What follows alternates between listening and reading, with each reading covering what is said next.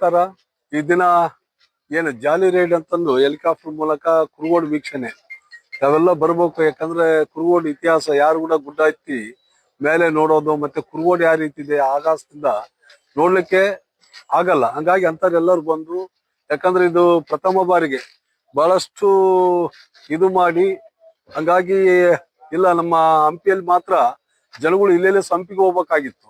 ಹಂಗಾಗಿ ಅಲ್ಲಿ ಹಂಪಿಗೆ ಹೋಗಕ್ಕಾಗಲ್ಲ, ಇಲ್ಲೇ ಮಾಡ್ಲೇಬೇಕಂತಂದು ಒಂದು ಜಾಲಿ ರೈಡ್ ಹೆಲಿಕಾಪ್ಟರ್ ಇದ್ದದ್ದು ನಾವ್ ಇಲ್ಲಿಗೆ ಏನು ಪ್ರಾರಂಭ ಮಾಡಿದ್ದಾರೆ ಇವತ್ತು.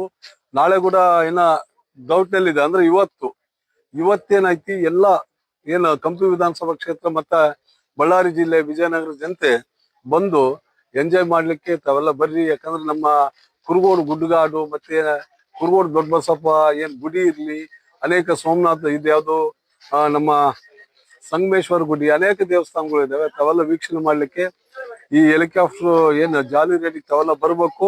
ಇದು ಏನು ಆನ್ಲೈನ್ ಇತ್ತು ಅಂದ್ರೆ ಆನ್ಲೈನ್ ಗೊತ್ತಾಗಲ್ಲ, ನಾನು ರಿಕ್ವೆಸ್ಟ್ ಮಾಡಿ ಆಫ್ಲೈನ್ ಮಾಡ್ತೀನಿ. ಅಂದ್ರೆ ಇಲ್ಲೇ ಎಂಟ್ರಿ ಮಾಡ್ತಾರೆ, ನಿಮ್ಗೆ ಇಲ್ಲೇ ಬುಕ್ ಆಗ್ತೈತಿ, ಇಲ್ಲೇ ನೀವು ವೀಕ್ಷಣೆ ಮಾಡ್ಬೋದು 5 ನಿಮಿಷ. ಹಂಗಾಗಿ ಎಲ್ಲರೂ ಈ ಕಾರ್ಯಕ್ರಮ ಹಳ್ಳಿ ಭಾಗದ ರೈತರು ಇರ್ಲಿ ಮತ್ತೆ ನಮ್ಮ ಜನಗಳು ಇರ್ಲಿ, ಹೆಲಿಕಾಪ್ಟರ್ ನಲ್ಲಿ ಅಡ್ಡಾಡೋದು ಬಹಳ ಅಪರೂಪ. ಹಂಗಾಗಿ ಇದನ್ನು ಕೂಡ ಬರೀ ಶ್ರೀಮಂತರೇ ಅಡ್ಡಾಡೋದಲ್ಲ, ನಮ್ಮ ರೈತರು ಕೂಡ ಅಡ್ಡಾಡ್ಬೇಕು, ಜನಸಾಮಾನ್ಯರು ಕೂಡ ಅಡ್ಡಾಡ್ಬೇಕು. ಹಂಗಾಗಿ ತಾವೆಲ್ಲರೂ ಬಂದು ಈ ಕಾರ್ಯ ಕಡಿಮೆ ದರ ಅಂದ್ರೆ ಅದೇ ಜಾಸ್ತಿ ಅವ್ರಿಗೆ 3,500 ಕೂಡ ಜಾಸ್ತಿ. ಹಂಗಾಗಿ ಒಂದ್ಸತಿ ಜೀವನದಾಗ ಈಗ ಖರ್ಚಾದ್ರೂ ಕೂಡ ತಾವೆಲ್ಲರೂ ಬಂದು ವೀಕ್ಷಣೆ ಮಾಡ್ರಿ, ಇದನ್ನ ಎಂಜಾಯ್ ಮಾಡ್ರಿ ಅಂತ ಹೇಳಿ ಈ ಕಾರ್ಯಕ್ರಮ ಯಶಸ್ವಿಗೊಳಿಸ್ಬೇಕಂತ ತಮ್ಮಲ್ಲಿ ಕೇಳ್ಕೊಂಡು. Thank you.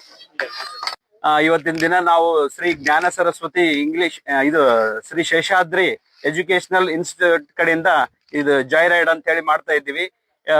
ಕುರುಗೋಡು ಕ್ಷೇತ್ರದಲ್ಲಿ ಶ್ರೀ ದೊಡ್ಡ ಬಸವೇಶ್ವರ ಇವರ ಸನ್ನಿಧಾನದಲ್ಲಿ ನಮ್ಮ MLA ಸಾಹೇಬರು ಗಣೇಶ್ ಸರ್ ಅವರು ನಮಗೆಲ್ಲರಿಗೂ ಅವಕಾಶ ಮಾಡಿಕೊಟ್ಟಿದ್ದಾರೆ.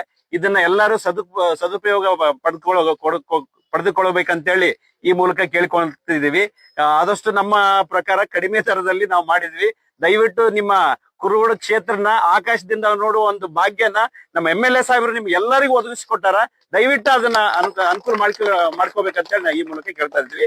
ನಮ್ಮ ಸಂಸ್ಥೆ ಕಡೆಯಿಂದ ನಮ್ಮ ಎಲ್ಲರ ಕಡೆಯಿಂದ MLA ಸಾಹೇಬರಿಗೆ ಧನ್ಯವಾದಗಳನ್ನ ಅರ್ಪಿಸ್ತಾ ಇದ್ದೀವಿ.